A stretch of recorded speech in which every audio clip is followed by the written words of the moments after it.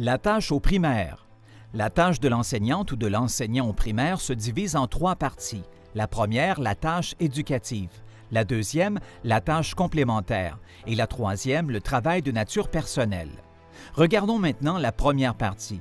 La clause 8-6.02 au primaire prévoit que la tâche éducative comprend notamment la présentation des cours et leçons, la tâche éducative autre que les cours et leçons, la récupération, l'encadrement, les activités étudiantes, la surveillance et la participation au comité ou aux réunions relatives aux activités étudiantes.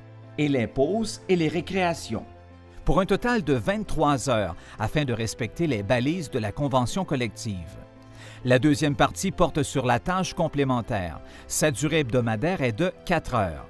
Cette dernière comprend entre autres les activités professionnelles suivantes: la surveillance, de l'accueil et des déplacements, du temps pour la concertation avec les membres de l'équipe école, des réunions concernant le travail autres que celles relatives aux activités étudiantes, du temps pour effectuer les études de cas et les plans d'intervention, du temps de présence obligatoire, la préparation des cours, ainsi que les pauses et les récréations. Le tout pour un total de 27 heures. La troisième et dernière partie porte sur le travail de nature personnelle. Le temps prévu est de 5 heures par semaine et il vient compléter la semaine de travail de 32 heures à l'école. Il revient à l'enseignante ou à l'enseignant de déterminer la nature du travail à accomplir ainsi que les moments pour le faire.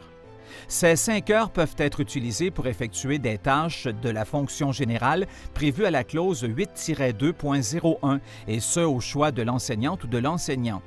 Par exemple, pour préparer les cours, pour corriger les travaux des élèves ou encore pour lire des documents, des travaux de recherche et des articles. Avec la nouvelle convention collective 2015-2020, le temps des pauses entre 2 tâches assignées doit désormais être inclus dans votre TNP s'il n'est pas reconnu ailleurs dans la tâche. Cela comprend aussi le temps nécessaire aux 10 rencontres collectives et aux 3 réunions avec les parents.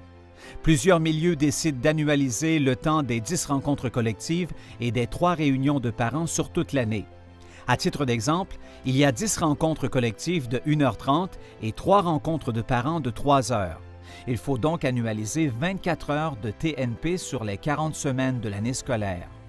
L'enseignante ou l'enseignant devra donc retrancher pour les semaines sans rencontre un total de 36 minutes de son 32 heures de présence à l'école afin de compenser pour les semaines où il y aura des rencontres et qu'il y aura plus de 32 heures à faire.